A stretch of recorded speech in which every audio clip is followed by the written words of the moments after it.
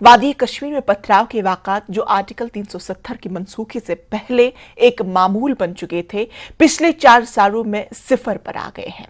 वादी में मुसलसल पथराव के वाक़ात की वजूहात आखिर थी क्या और इसे सिफर तक कम करने के लिए किन इक़दामात की ज़रूरत है, तफसीलात के लिए देखिए ये खास रिपोर्ट।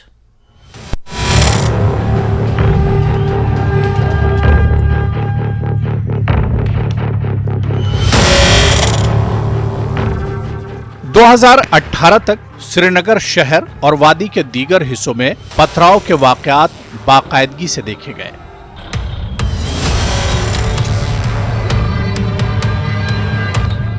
दस्तयाब आददोशुमार के मुताबिक वादी कश्मीर में 2018 के दौरान पत्थरबाजी के 1767 वाक़यात रिकॉर्ड किए गए। पथराव में कमी आई और सिफर पर आ गई।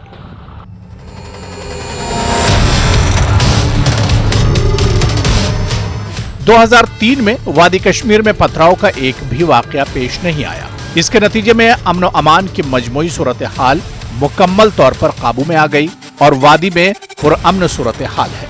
सिक्योरिटी माहिरीन का कहना है कि पथराव का इंतजाम कश्मीर में मौजूद अलाहिदगी पसंद अनासिर और दहशतगर्दी की हिमायत करने वाले ओवरग्राउंड कारकुनों के जरिए पाकिस्तान ने की। साबिक डीजीपी जम्मू कश्मीर कुलदीप खोड़ा ने कहा कि अमेरिका और दीगर ममालिक की तरफ से पाकिस्तान पर दहशतगर्दी को फरोग देने से रोकने के दबाव के बाद पाकिस्तानी हुकूमत और इसकी खुफिया एजेंसी ISI ने हिंदुस्तान मुखालिफ अनासिर को कश्मीर में बदअमनी जारी रखने के लिए स्टोन पेल्टिंग को तेज करने की हिदायत दी। उन्होंने कहा कि जम्मू कश्मीर में उस वक्त की रियासती हुकूमतों ने मुल्क मुखालिफ अनासिर के खिलाफ नर्म रवैया अपनाया, जिसके नतीजे में पथराव के वाकयात लगातार जारी रहे।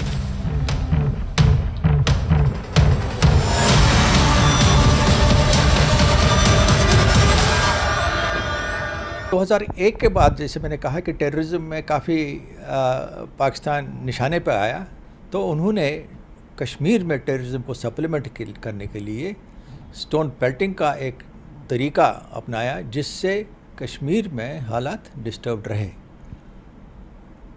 टेररिज्म के ज़रिए कुछ हद तक, और स्टोन पेल्टिंग ताकि एक अनरेस्ट रहे, माहौल ख़राब रहे कश्मीर में और ये इंटरनेशनल फोकस में चालू रहे। और जो आपने वजह की बात की, उन स्पेसिफिक पॉइंट्स पे मैं बताना चाहूँगा। उसकी मेन वजह ये थी कि एक तो coordination direction from across the border, वो डायरेक्शन आती थी ओवरग्राउंड जो उनके वर्कर्स थे यहाँ पे, और सेपरेटिस्ट एलिमेंट जो था यहाँ पे, उनके ज़रिए वो एग्जीक्यूट करवाते थे। फंडिंग बाहर के चैनल से आती थी। और जहाँ तक पॉलिटिकल एस्टेब्लिशमेंट का ताल्लुक़ है, वो मैं ये नहीं कहूँगा उनका कोई डायरेक्ट हाथ था, लेकिन मैं ये ज़रूर कहूँगा कि वो इसको उतना सीरियसली नहीं लेते थे। वो चाहते थे पेल्टिंग नहीं होनी चाहिए, लेकिन उसके रूट कॉज को एड्रेस करने के लिए स्टेट में हो या सेंटर में हो, उतना फॉलो अप एक्शन नहीं होता था पहले जितना अब हो रहा है।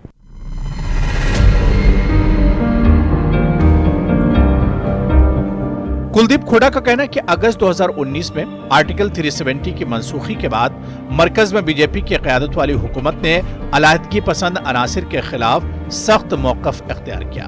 जम्मू कश्मीर में तशद्दुद के वाक़यात को रोकने के लिए इस तरह के इक़दामात की सख्त ज़रूरत थी। उन्होंने कहा कि दहशतगर्दों और इनके हमदर्दों के खिलाफ NIA और ED जैसी एजेंसियों की कार्रवाई के मुस्बत नताइज बरामद हुए हैं।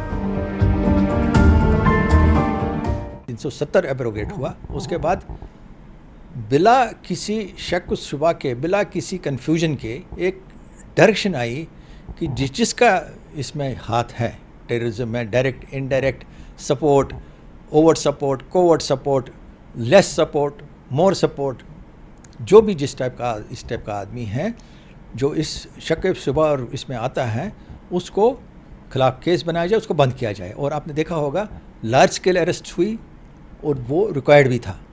जब तक टेररिज्म को सख्ती से नहीं डील किया जाएगा तब तक ये बंद होने वाला नहीं है, और वही हो रहा है अब पिछले कुछ साल से, और उसका नतीजा भी सामने आ रहा है।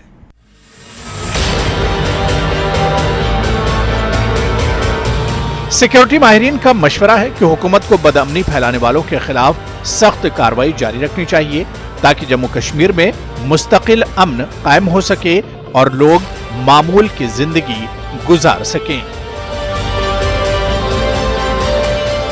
न्यूज 18 के लिए मनोज कौल की रिपोर्ट।